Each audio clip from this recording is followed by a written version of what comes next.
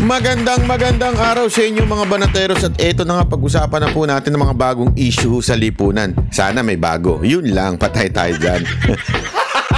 Gago! Para kasi walang bago eh. Anyway ngayong araw na ito may matindi press con si Senator Amy. Ito na naman yung kanyang press con na parang sinasabi niya ongoing daw yung hearing na patungkol kay Pangulong Duterte, yung pagkidnap kay Pangulong Duterte. Marami nagsasabi na hindi lamang po ako o hindi po yung iba din nating mga netizen na tila wala namang pinagkaiba yung sinabi niyang press con before and press con ngayon. Kasi alam naman po na natin na ito po ay napaka-obvious na even before that hearing. Alam po natin through discussion of different people, special lawyers, that meron talagang kidnapping na nangyari kay Pangulong Duterte. Yan po ay kitang-kita naman po natin. Hindi na po natin yan kailangan pong ipaliwanag isa-isa. Dahil nga naman matagal na nating ipinapaliwanag to. Hindi lamang po ako. Marami pa pong nag-discuss niyan patungkol dyan. Kahit yung mga abogadong hindi naman po involved in politics ay pinag-usapan din po yung issue ng pagka-aresto kay Pangulong Duterte ay hindi dumaan sa tamang due process. Paulit-ulit lang naman po natin sinasabi, hindi naman natin sinasabing wag na ninyong arestuhin. Simpleng-simple lang naman yung crime ay nagawa sa Pilipinas, so dapat dito litisin. Ang tanong, merong bang gumaganang hustisya o kaya judiciary sa Pilipinas?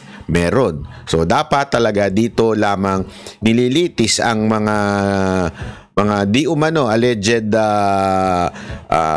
killing during the time of PRRD. So dapat sa Pilipinas. So yun ang napakalinaw.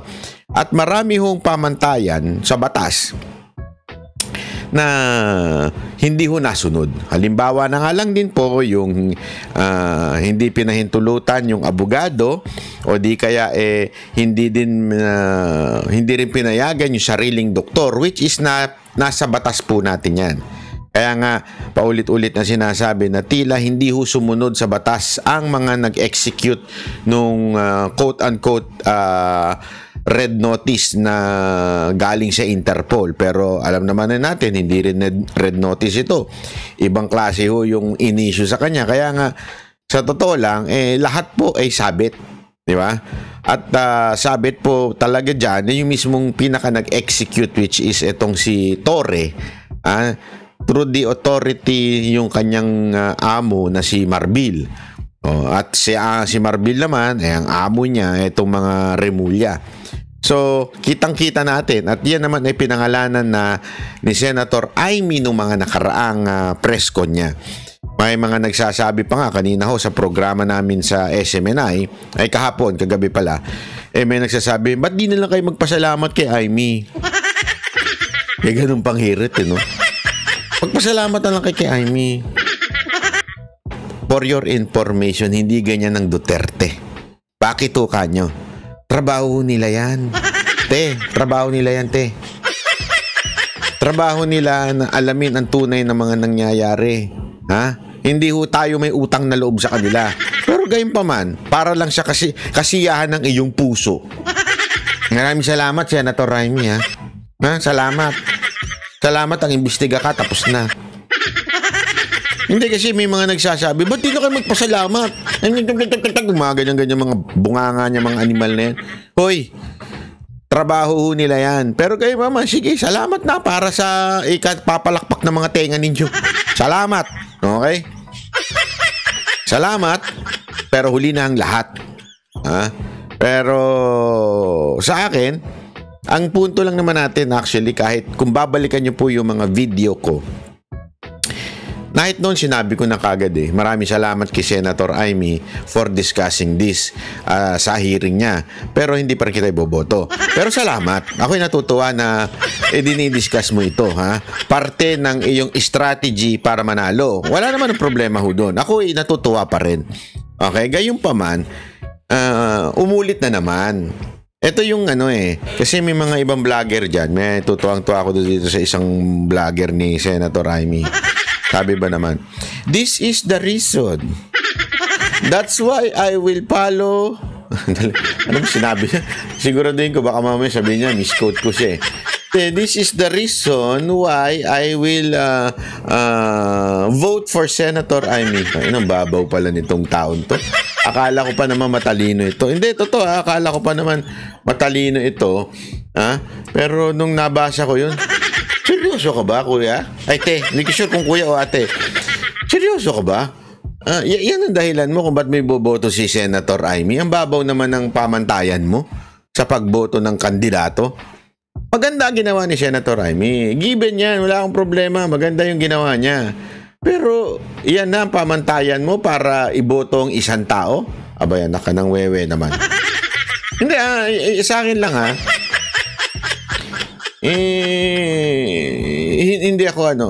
hindi ako natutuwa, di ba?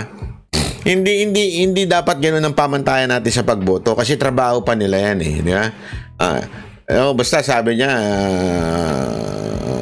and the reason parang now I understand something like that. I trust the Sara Duterte's endorsement for Senator Amy. Because I know there was reason behind. And the reason can be found in this video. Yung presko niya. Doblo kumbira, oo. Hindi pa, sorry ako, hindi ko pinupuna, ayoko magpangalan ng tao dito, ng sino mang vlogger Nirerespeto kong opinion ng bawat vlogger. Okay, nirerespeto ko yan. Walang problema sa akin yan. Kaya lang, gusto ko lang medyo, sa pananaw ko, sa opinion ko, medyo sabit. Bakit? Bago pa naman i-endorse ni VP Sara Duterte si Senator Amy, nagpahiring na siya noong una. So this is not the reason. And if you're telling me that this is the reason why Sara Duterte endorsed Senator Amy, parang sinasabi mong mababaw si VP Sara Duterte. Di ba? Dahil lang dito kaya niya i-endorse. And I don't think so. Maybe, ako ito personal ko ito. Sa tingin ko, maybe because she thinks, o VP Sara thinks, na Senator Amy will be a good senator. He would contribute to the country.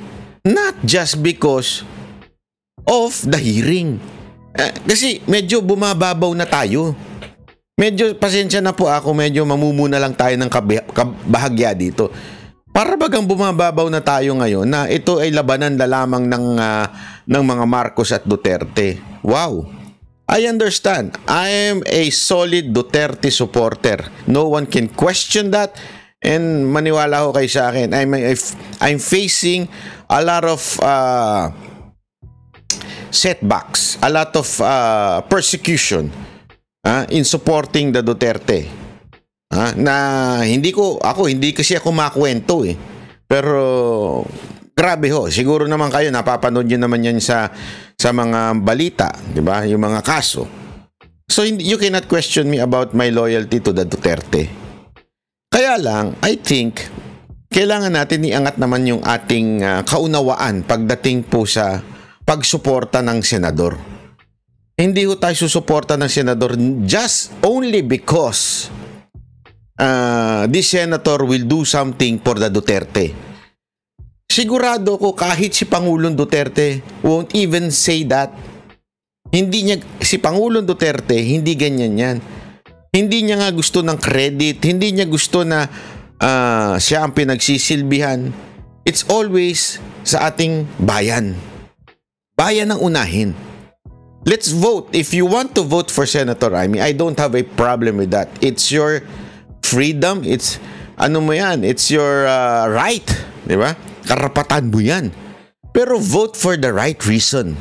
Hindi yung boboto mo lang siya because of the hearing. Diba? Everyone can do that. As a matter of fact, wala na nga impact yung hearing na yan. Bakit? Until now, wala naman nakakasuhan. Yan ang akin. Magkakaroon lamang yan ng impact kung may makasuhan.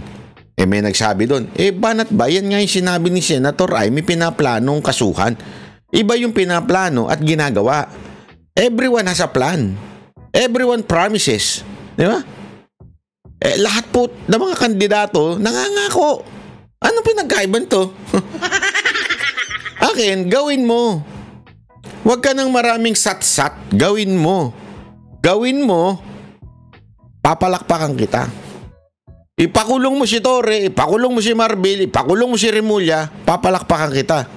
Talagang sasabihin kong ikaw ang isang Marcos na may bayag at hindi mahinang nilalang. Gawin mo. Ipakulong mo. Huwag yung moro-morong kasuhan. Kasi alam mo mga kababayan, ako ito marami tayong karanasan na nangyayari sa buhay natin itong mga nakaraang taon. As a matter of fact, ako ngayon nagugulat. Sinasabi ko, ako'y simpleng mamamayan lamang na nilabas ang aking saalubin sa social media, pero hindi ko alam kung bakit nakaharap ako ng kung anong malalalim na kaso na parang wala naman akong ginawang masama. Alam mo yun? Pagka, hindi ko na lang babanggitin pero umattend ako dun sa isa kong kaso, nung pinakikinggan ko yung akusasyon sa akin, natawa ako, buti di ako nakita ng judge. Natawa kasi ako As in, sabi ko, seryoso ba kayo? Gusto nyo magsama-sama kayong abogado, ako na lang mag-isa Ako na lang didepensa sa sarili ko feeling ko nga, tumatawa yung judge sa loob feeling ko lang naman. Bakit?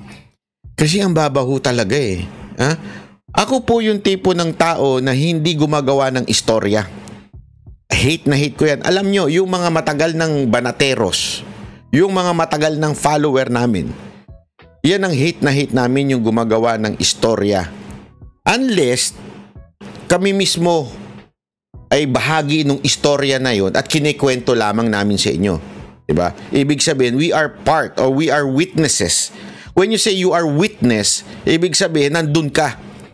Kahit hindi lumabas sa social media yung balita na yun, since nandun ka, you can say yung tama. Naintindihan nyo? Okay. Pero yung gagawa lang ako at mag-iimbento ako ng akusasyon sa isang congressman, sa isang politiko, sa isang government official para lang mag-imbento, hindi ko gawain yan. Bakit? Ako, meron akong pinanghahawakang salita. Ika nga. Meron akong pinanghahawakang prinsipyo. Ano yun? Yung nasa Biblia, yung sa Proverbs. Be the voice of the people in truth and justice. How can you say truth and justice kung nag-iimbento ka ng istorya? Hindi ko gagawin yun. Bakit? Alam ko kasing ako ay mananagot. Kasi sabi ko nga sa inyo if there's one thing that I've learned in life, I am a pleaser of one person. That's the Lord. Wala na ako. Kung sa tingin ko mali itong dahil ayaw ng Diyos ito, hindi ko ano yan. Yun lang. Pero kung tao, wala akong pakialam. Kahit sinong tao, kung ayaw ako, di ako type. Okay lang sa akin yan. But I will say the truth and the truth only. Justice. Ipaglalaban ko tao dahil yan po ang gusto ng Diyos. Yan po ang aking gagawin. Kaya hindi po ako mag-iimbento. In line with that, mga kababayan, sana po tayo, kung boboto man po tayo sa isang kandidato, not just because didepensahan niya ang another candidate. Hindi, bumoto tayo because we know that this person is really going to do something good for our country. Kasi, iba ang patriotism sa fanaticism. Magkaiba po yun. Diba? Ako, halimbawa, bakit ko iboboto yung Duterte? Ako nakikita ko Alam nyo, dun sa Duterte na yun, kung man saan man, ano na ho tayo, honest ako, magpapaka-honest ako sa inyo.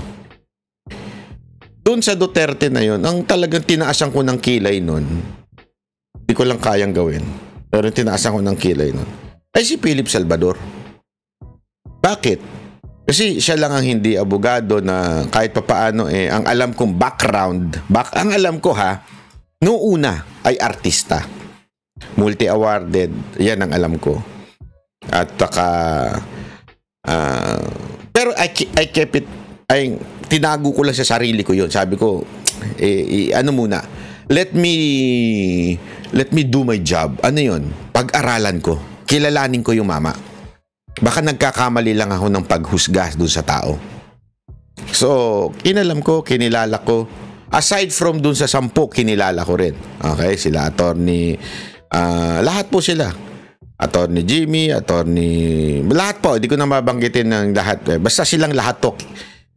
Karamihan no sa kanila, ang hindi ko lang talagang kilala dyan nung una ay yung dalawang attorney, si Hinlo tsaka yung isa pa po, hindi ko masyadong kilala ang background. Okay, kasi hinanap ko yung kanilang background, pinag-aralan ko, tiningnan ko, eto kaya dalawang to makaka-contribute sa bayan. Hindi lang because they are pro-Duterte. You know why? Any person who claims to be a Duterte ally can someday change in a blink of an eye. Isang ganon, ika nga. Kayang magbago niyan. Nakita natin yan itong mga nakaraang taon, di ba? Nung nagkakagipitan na, nagbabaligtaran na. Ibig ko sabihin, lahat po sila, yung 10 pwede bumaligtad dyan. Although, syempre, sigurado tayo, yung mga talagang katulad nila Bato, sila Jimmy, sila Bongo, hindi yan babaligtad. Pero yung the rest, posible. Okay? Hindi ko sinasabing gagawin nila, ha? Pero ang tanong, kahit ba sila ba bumaligtad? Halimbawa lang ba? Sila po ba ay magiging mabuting senador? Nagigets po ba natin yon? Sila po ba ay sa tingin ninyo ay maayos na senador, maayos ang prinsipyo, maayos ang pinaglalaban? Ang hindi pa pala babaligtad si Pastor Kibuloy, of course, the most loyal ally of the President Duterte, di ba? So, naintindihan niyo ibig sabihin? Dapat ganun ang ating basihan. Kaya nga ako, nababawan ako doon sa mga nagsasabing, because of this hearing, because of the press con kahapon, I will vote for Senator Amy. Kuya, ang babaw naman. Laliman mo naman ang dahilan kung bakit ka boboto dun sa ali. Kasi, hindi mo ba naisip na maaari ka lang din pinasasakay niyan? Hindi nyo po ba naiisip na maaaring pinasasakay lang tayo? Kasi ganito yan eh. Mga kababayan, survival na ito. Ilang days na lang. Less than 11, to be particular, more or less. Tama. Boboto na tayo. Di ba? So, anong ibig ko sabihin? Sandali, mga kababayan. Politiko yung mga yan. Sana'y magpasakay yan. May PhD yan sa pangluloko, pang-i-scam. Lahat po ng politiko, ha? Kaya nga dapat, aralin natin. Intindihin natin. Sandali, ito bang tao na to ay merong history na manggagamit? Yes or no? Hindi, kayo po sumagot. Wag ako. Ito sa akin, may history ba ito na manggagamit itong tao na ito? Yes or no? May history ba ito na bumabalimbing? Yes or no? May history ba ito na nagtataksil sa bayan at nagsisinungaling? Yes or no? May history ba itong tao na ito na hindi tama ang mga desisyon? Kayo, yes or no? Ito, hindi lamang po ito kay Senator Amy, ha? I'm telling you now, I'm saying this, I'm asking this, para maging basihan natin na kung sino ba yung iboboto natin. Huwag lang yung boto ng boto.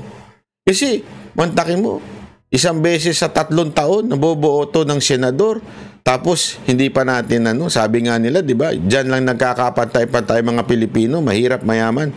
Boto. Diyan nagkakapantay-pantay mga Pilipino, tapos bigla mong hindi mo pa ilalagay sa tamang pananaw, di ba? O, di ba? Tapos eto nga, pansinin ninyo, kagabi pinag-usapan din namin yan. Si Tolentino, may pautot din siya. Ano yung pautot niya? Yung pautot niya na kesyo yung China. Yung merong hinire ang Chinese embassy na mga PR firm na para daw i-build up yung mga pro-China candidate, lumang tugtugin na yan. As a matter of fact, pinanood ko yung interview ng assistant director ng NBI. Sabi pa nga niya parang he was surprised kasi iniimbestigahan na nila sa kanilang intelligence community yan. Iniimbestigahan na ng intelligence ng NBI yan. He was surprised na biglang lumabas with, sabi nga niya, with all due respect to Senator Tolentino, biglang lumabas sa Senate. Isa lang naman ang sagot doon. Survival. Political season ngayon. It's survival of the fetus. Survival ni Tolentino. Bakit? Nandun siya sa dulo. Mga kababayan, marami po kasi akong alam. Pasensya na ho, hindi ko lang maikikwento and I cannot name names. I will not name names. Pero meron po kasi talaga akong alam na mga nasa dulo na naggagahol na. Naghahanap na ng kaalay. Naghahanap na ho ng kakampi. At higit sa lahat, nag-hire na ng mga vloggers. You know why? I was offered. I won't tell. I won't give a name. But I was offered by one candidate, senatorial candidate, na medyo naandun sa area ng maaaring pumasok o maaaring lumabas. Hinihingi ang tulong ko through another person. Nung tinanong ko kung sino, sabi niya, ganun, sabi ko. Alam mo, sagot ko, pasensya na. I committed myself sa Duterte. Sa Duterte lang ako. Kasi pag ako nag-endorse pa ng iba, mahirap na. Baka mamaya, malaglag pa yung ibang Duterte kung sakasakali. Hindi ko sinasabing maraming maniniwala sa akin, ha? Pero in my own simple way, why would I do that? Na makakabawas dun sa Duterte. Solid ako eh. Solid Duterte. Kayo, solid po ba kayo? Ako nagtatanong lang, ha? Diba? Yun yung in-example ko, yung si Lorna Sife at saka si, panoorin nyo po yun. May reel po ako dun. Diba? Kasi pag bumoto kayo ng pang 11 and 12, kokontra yan. Kokontra yan doon sa 10, whether you like it or not. If that 11 and 12 na iboboto ninyo ay malapit doon o top 15. O, sabihin na natin, pag top 15 yan, pag binoto mo yan pang 11 o 12, maaaring masipa yung ibang Duterte candidates. Nagigets nyo? Kaya nga, alam ko yung galaw na ginawa ni Pangulong Duterte. This is my opinion, ha? This is my opinion. This is my opinion. I can be wrong, pero timbangin ninyo kung tama itong sinasabi ko. Why all of a sudden, pwede namang manahimik na lang si Pangulong Duterte at hindi mag-endorse ng 11 and 12? Kasi nga, matalino naman si Pangulong Duterte. Pag nag-endorse siya ng 11 and 12, kontra ito sa 10. Kung ang i-endorse niya ay nandoon sa top 15. Kaya pansinin ninyo, ang in-endorse ni Pangulong Duterte wala doon sa top 15. Malayo ho. Ibig sabihin, hindi ho magkukumpit doon sa 10. Nagigets niya? Hindi magkukumpit si Hunasan at saka si Kerubin doon sa 10. Medyo malayo pa. Okay? That's the first reason. Second reason is ayaw talaga niya sa Marcos na. Bakit?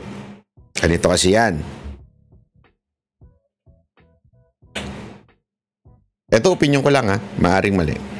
Pasensya ka na, Claire Castro, ha. Kung gusto niya, si Senator Amy, tumahimik na lang siya. Para yung mga Duterte supporter, more or less, iboboto si Senator Amy kasi in-endorse ni BP Sara. Merong mga boboto na Duterte supporter. Kasi in-endorse ni VP Sara Duterte. Kailangan i-counter ni Pangulong Duterte within the Duterte communities, the DDS community. Paano niya i-counter yung mga boboto kay Senator Amy? Magkaroon din siya ng sarili niyang pang 11 and 12. Nagigets nyo? Bakit kanyo? Yung pang-endorse ni VP Sara Duterte kay Senator Amy, yun po ay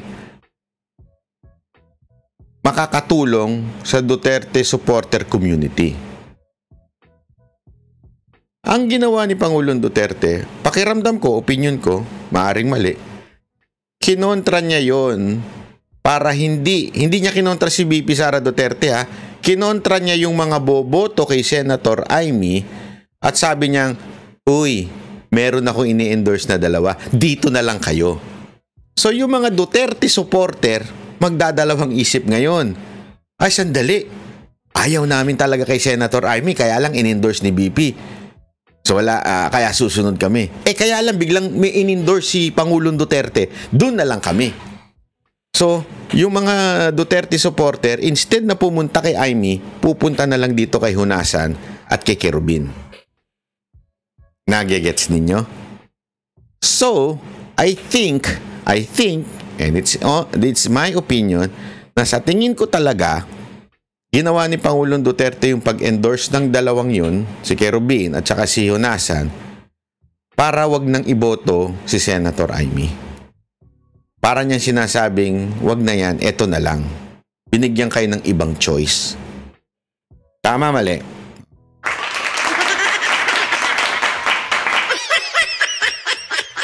Kaya nga mga kababayan, sinasabi ko na ho sa inyo, tulad nga nung halimbawa ko, personal ko ito na experience.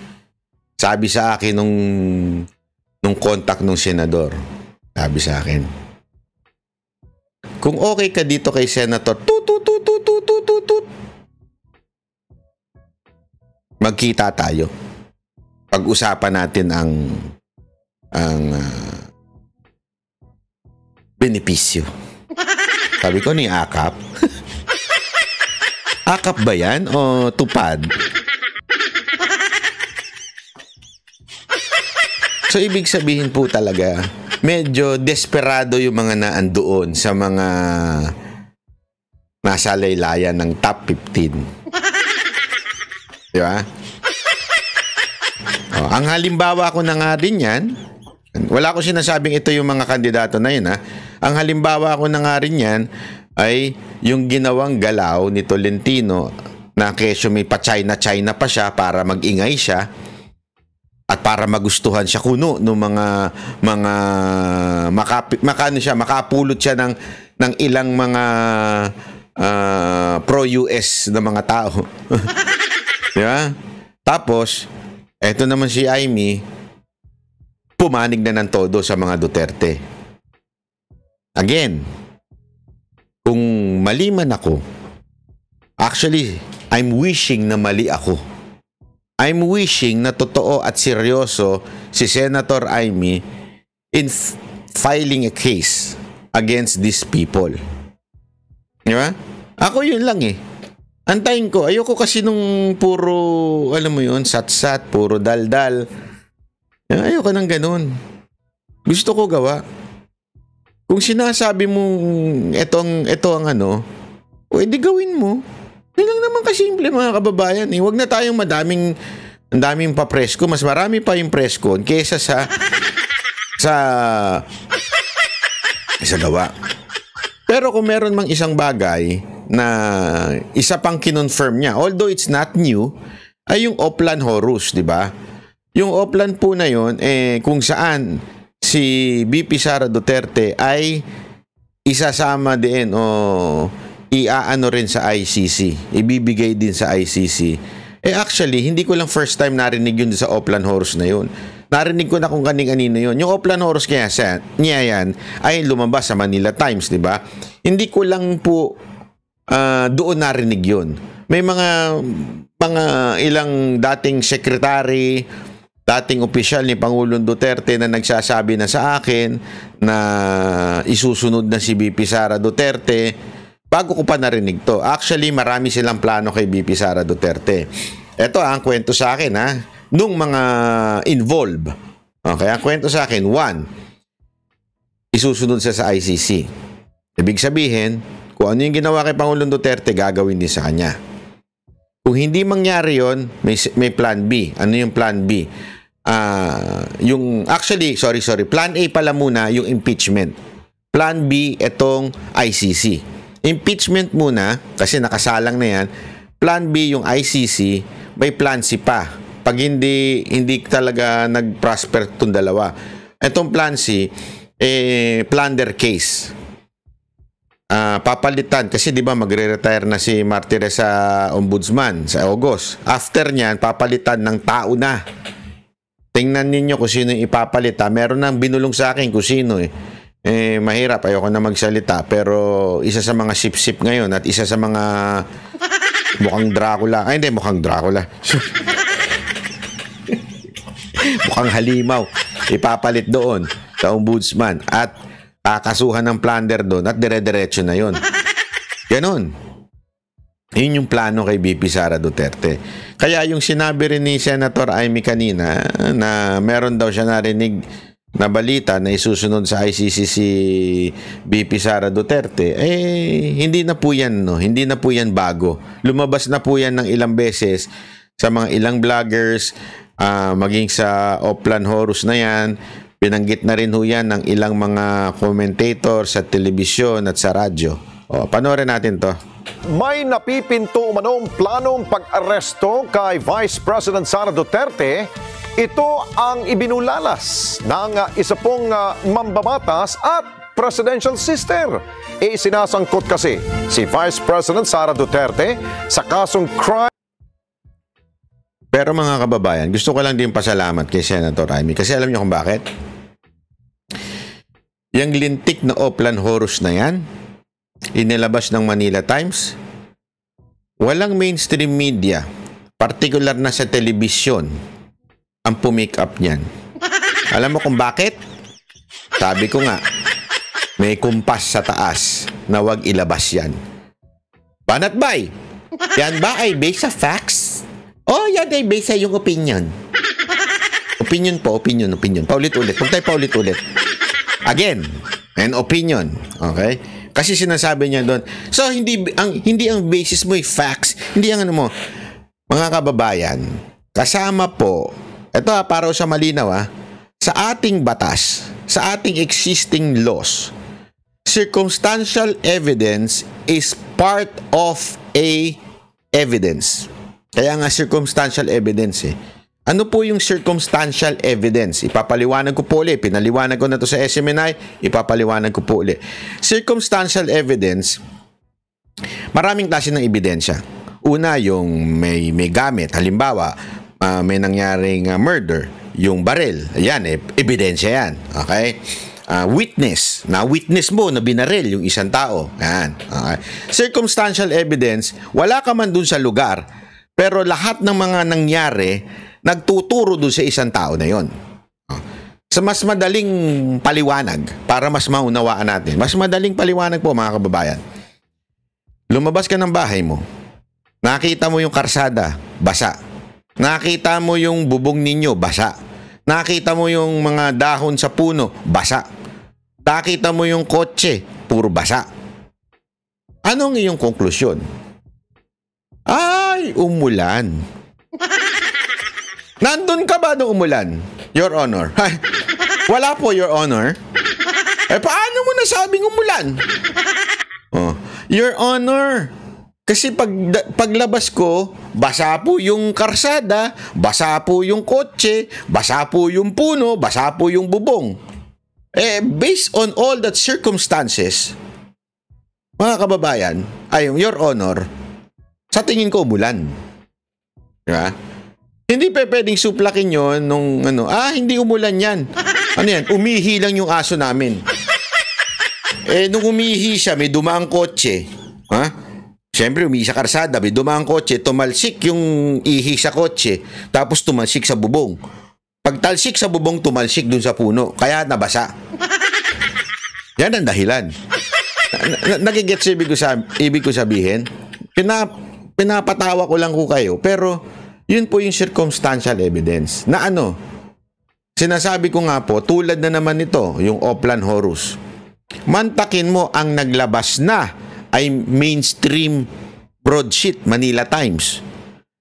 Ni walang pumick up na news, TV news, radio, walang pumick up. Alam mong may kumpas na, hoy, wag nyo nang i-pick up yan, wag nyo gagalawin yung balita na yan, wag nyo nang ibalita yan para hindi na kumalat. Nagigets nyo mga kababayan? Yun yung tinatawag na circumstantial evidence. Na based on facts yun.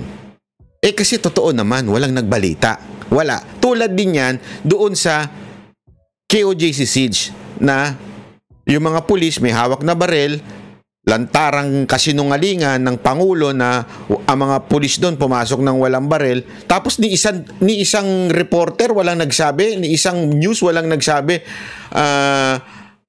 nagpalabas ng kasinungalingan o fake news ang Pangulo, wala man lang nagganon. They just accepted kung ano yung sinabi ni BBM. What kind of mainstream media na kayo ngayon? Halatang-halatang may kumukumpas sa kanila. Yun po ang ating sinasabi. Tulad na rin ito. Kaya nga, kahit papaano, ako nagpapasalamat pa rin kay Senator Amy. Okay? Ito, para lang sa ano. Sabi nga, pag tama, palakpakan, pag mali, banatan. Nagpapasalamat tayo. Kahit papaano, binanggit niya itong Oplan Horus na ito. Dahil malaking factor na kahit papaano naging mouthpiece siya. Against humanity dahil sa war on drugs ng kanyang ama na si dating Pangulong Duterte. Kunin natin ang live report ni Mean Corvera. Mean, ano ang koneksyon na nakikita nitong mambabatas na ito? Alex, tuloy nga raw ang paninira sa pamilya Duterte kung saan ang susunod ng target ay si Vice President Sara Duterte. Yan daw ay nakapaloob sa tinawag na Oplan Horus kung saan bahagi ng gagawing plano yung pagpapa-impeach laban sa Vice Presidente. Ipinoproseso na umano ngayon ang warrant of arrest laban kay Vice President Sara Duterte. Basing on the... Ang Vice Presidente ay iniugnay rin sa kasong crime against humanity na isinampa laban sa kanyang ama na si dating Pangulong Rodrigo Duterte dahil sa war on drugs sa ilalim ng kanyang administrasyon. Ayon kay Senador Amy Marcos, nakatanggap siya ng report na target ng susunod na arrest order ang Vice Presidente. There are also allegations that, first of all, several weeks ago, a draft was mooted involving a warrant of arrest of 5 police officers, including Senator Ronald Bato de la Rosa. Of late, there has been a rumor, once again, that the Vice President will in fact be issued by the ICC a warrant immediately. So, alam natin na si VP Sara ay nandun sa listahan. Pero alam ko na nasa ibaba siya, no? Doon sa mga pinangalanan. Ngunit, ilang araw nakalipas, may mga report na siya na ang uunahin. Pero nang tanungin kung sino ang kanyang source at kailan posibleng ilabas ang warrant of arrest, sabi ng mambabatas. Uso naman ang chismis ngayon. Chismis rin po. Pero kahit chismis, sinabi ni Marcos na hindi niya papayagan na maulit ang nangyari sa dating Pangulo na basta na lamang isinuko sa mga dayuhan matapos arestuhin. Nanindigan ng senador na politically motivated ang pagpapaaresto sa dating Pangulo at walang jurisdiksyon ang International Criminal Court laban sa sino mang inaakusahan sa Pilipinas. Bahagi raw kasi ito ng tinawag niyang Oplan Horus, isang mid-election action final campaign, sprint action plan na binuo ng umanay mga kaalyado ng administrasyon sa naka-CMD para pabagsakin umano ang pamilya Duterte. Foremost, the administration has said time and time again through the President himself that the ICC has no jurisdiction in the Philippines. Therefore, any warrant of arrest by the ICC cannot be enforced in this country for lack of jurisdiction. It is nothing, that warrant from the ICC, but a mere scrap of paper. Walang bale yun. Pero iginit ni Senator Bongbong Marcos na hindi siya sang-ayon sa findings ng kanyang kapatid na si Senator Amy sa pagkakaaresto sa dating Pangulo. Everyone's entitled to their opinion. I disagree. Nauna rito, kinumpirma ni VP Sara na kasama ang kanyang pangalan sa mga posibleng ipaaresto ng ICC. Nakumpirma niya raw ito nang dalawin niya ang kanyang ama sa dahig. Nang una siyang bumisita, pinapayagan pa raw siya pero nagkaroon ng restrictions at lahat yan, halimbawa niyan, it's a circumstantial evidence na sinasabi niya. Although meron pa ang iba pa, aside from the circumstantial evidence na siya po ay hindi na pinapayagan pumasok. Kanilang pag-uusap ay nire-record ng ICC. Inulit naman ng mababatas ang rekomendasyon ng Senate Committee on Foreign Relations na paimbestigahan sa Ombudsman ang anyay iligal na pagpapaaresto sa dating Pangulo. Partikular niyang pinaimbestigahan ang umano'y paglabag sa batas ng mga opisyal ng gobyerno na nagpaaresto sa dating Pangulo. Kabilang na dyan sina Justice Secretary Jesus Crispin Remulla, DILG Secretary Juanito Victor, John Vic Remulla, PNP Chief General Romel Francisco Marbil, CIDG Director Nicolas Torre at Ambassador Marcos Lacanilao, ang Special Envoy on Transnational Crime. Yan, pag yan na-aresto, ako, maniwala kayo, papalakpak ako dyan. Papalakpakan ko yung Senator Amy ng bonggang-bongga pag inaresto yan. Oh, lahat yan.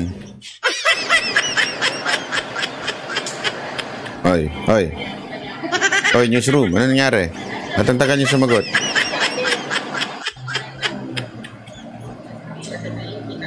Protest vote sa eleksyon sa Mayo. Ayon sa senador, sa kanyang pag-iikot sa buong bansa ay nagalit ang mga kapwa Pilipino sa ginawang pang-aapi umano sa dating Pangulo. Hindi raw kasi ugali ng mga Pilipino na mang-api, lalo na sa mga may sakit at nakatatanda. Pero aminado si Marcos na hindi siya sigurado kung makikinabang siya dito dahil kabilang siya sa pamilya Marcos. Sa kabila niyan, wala raw siyang balak na palitan ang kanyang apelido, Alex. Okay, Mayan, kung maririnig mo ko, may katanungan ako ha. Narinig ba ako ni Mayan? Thumbs up. Ayun, Alex. Ayun, narinig ako. Okay, Mayan, may tinanong yata kanina kay Senadora Amy patungkol sa relasyon nila ni Pangulong Marcos Jr., kanyang kapatid. Anong tugon dito ng Senadora?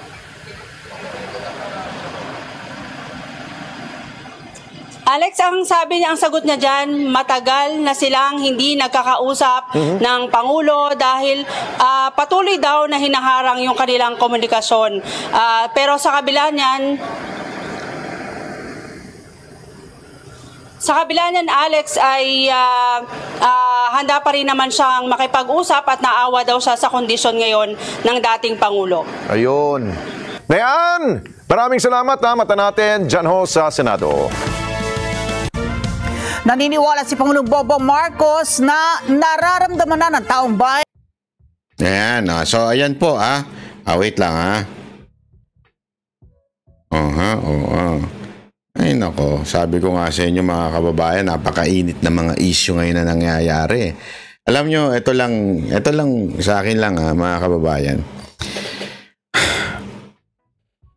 Sabi ko nga dun sa programa namin sa SMNI, Banateros, pigsa na. Alam nyo yung pigsa. Yung pigsa, yung basta, yung pig, siguro naman, halos lahat kayo alam yung pigsa. Yung namumula-mula na, konti na lang puputok na. Kaya, alam mo, huwag nyo nang subukan, kayo mga nagbabalak sa gobyerno na ipakidnap pa si BP Sara Duterte. Kasi pag sinubukan nyo pa, magsisisi kayo. Sa tingin ko, magagalit na talaga ang taong bayan. Talagang yan na yung trigger. Sa tingin ko lang sa tingin ko lang naman po. Ako,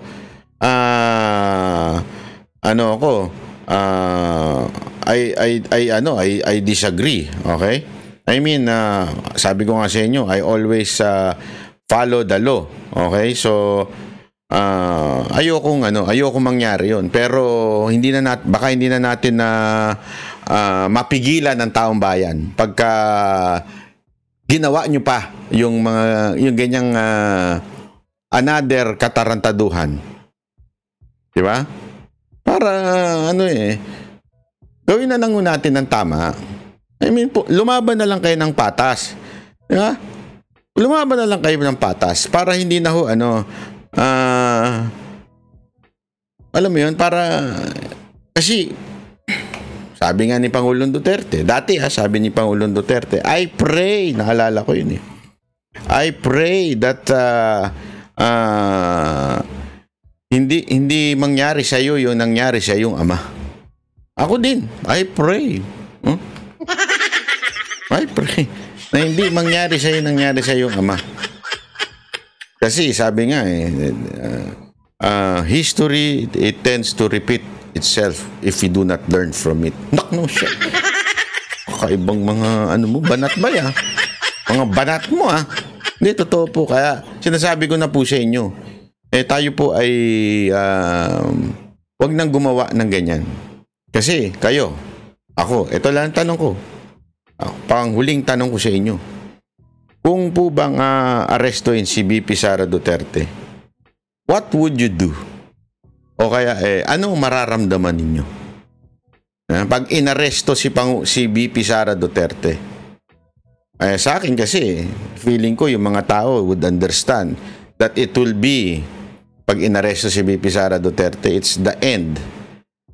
Yeah? It's talaga. I mean, the end of Duterte and the beginning of Marcos Romualdez for the entire history of the Philippines. Tuloy-tuloy na yan. Marcos Romualdez na lang mangyayari sa Pilipinas. Hindi na makakasingit yung iba dyan. Kasi walang kayang tumibag sa mga yan kung hindi ang mga Duterte. Not even Tulpo. Kasi isasabi nyo, may Tulpo naman hindi. Hindi kaya ni Tulpo yan. Ngayon yan, hindi na nagsasalita. Tameme na. Paano pa pag inilabas pa nila yung mga alas nila sa Tulpo? Ang daming alas sakit sa mga Tulpo di ba? I mean, si Erwin nga napaamo nila sobrang tapang nun, napaamo nila. Kaya mga kababayan ko, ako sa atin, ngayon pa lang, mag-isip-isip na tayo. Siguraduhin natin yung pagsuporta natin ay talagang matibay. Ang ganda talaga ng sinabi. Sino man nagsabi nun? Basta may nagsabi nun I think si Pastor inulit niya yun o kaya basta sabi, nagtatagumpay daw ang mga masasamang tao pag ang mga mabubuting tao ay hindi umiimik. Yun lang iiwan ko sa inyo. Lagi tayong wag tayong magre-rebelde sa ating gobyerno. Lagi yung tatandaan yan. Magtiwala lamang po tayo sa Diyos.